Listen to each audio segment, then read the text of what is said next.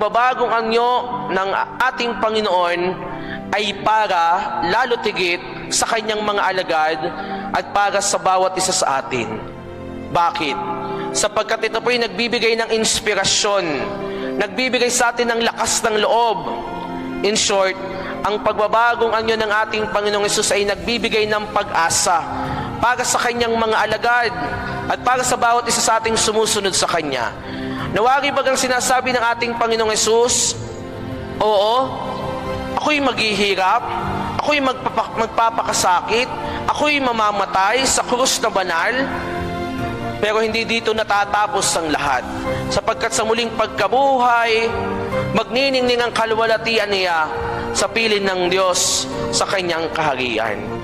Kaya nga mga minamahal na mga kapatid, sa madaling sabi, ang pagbabagong anyo po ng ating Panginoon ay nagdulot po